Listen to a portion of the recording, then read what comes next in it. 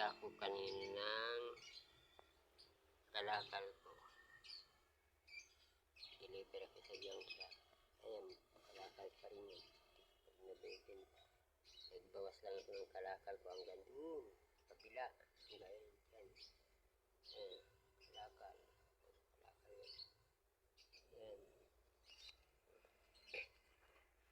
Kalakal. Ayan. Ang ganda yan sa dulo. Kalakal. Ayan.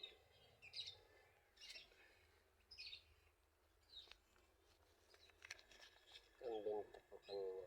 Bentahan ko. Ayan. Ayan ang halaga. Bentahan ko. Bukas naman bibenta ulit ako ng kalakal. Bukas naman bibenta ako kalakal ko. Araw-araw ako nagbibenta. Pang yung tubo naman tinatabi ko lang yung puhunan. Yun ang lagi kong dala-dala.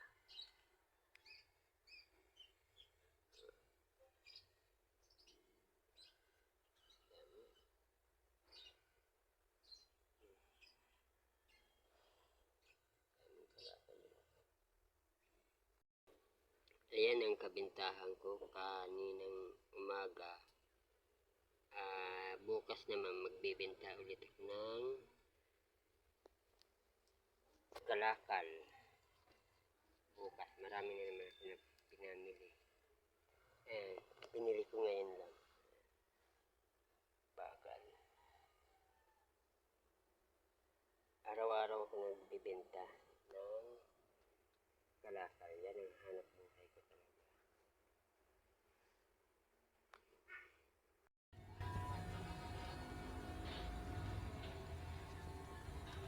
Sasahin ko.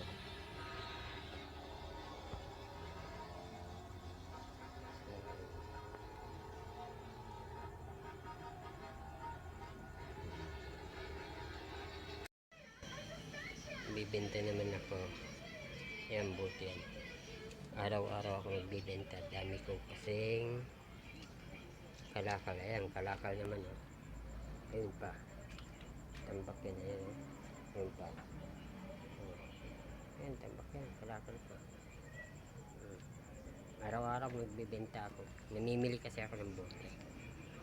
Tsaka plastic. Dami ko kalakal. Kanina lang yung binili ko. Kaninang umaga lang yan. Kaya hanap buhay ko talaga kalakal. Nangangalakal lang ako. Ayan. Ito yun. Meron pa nga dun sa kabila. Sa sinasaingan ko. Tambak yan. Ayan, dami.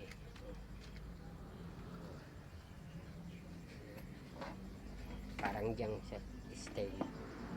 Dami yan. Tambak yan.